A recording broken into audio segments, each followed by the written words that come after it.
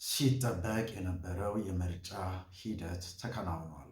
ማን በምን ቦታ እንደተመረጠ በዝርዝር ላንብብላችሁ።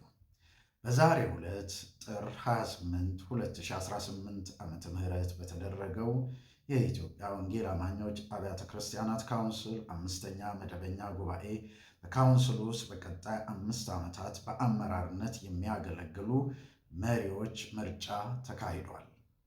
በተደረገው ምርጫ ላለፉት 5 ዓመታት የኢትዮጵያ ወንጌል አማኞች አብያተ ክርስቲያናት ካውንስል ፕሬዝዳንት በመሆን ያገለገሉትን ዶክተር ጣሰው ገብሬን በመተካት ቄስ ደረጀ ጀንበሩ ለቀጣይ 5 ዓመታት የኢትዮጵያ ወንጌል አማኞች አብያተ ክርስቲያናት ካውንስል ፕሬዝዳንት በመሆን እንዲያገለግሉ ተመርጠዋል።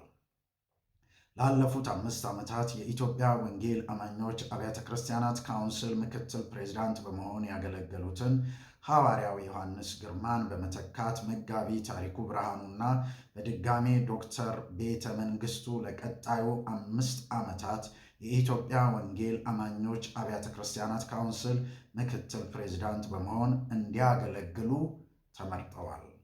ላለፉት 5 ዓመታት የኢትዮጵያ ወንጌል አማኞች አብያተ ክርስቲያናት ካውንስል ጠቅላይ ጸሐፊ የነበሩት ቄስ ደረጀ ጀንበሩን በመወከል ፓስተር ዶክተር ጌትነት ለማ ለቀጣይ 5 ዓመታት የኢትዮጵያ ወንጌል አማኞች አብያተ ክርስቲያናት ካውንስል ጠቅላይ ጸሐፊ በመሆን እንዲያገለግሉ ተመርጠዋል።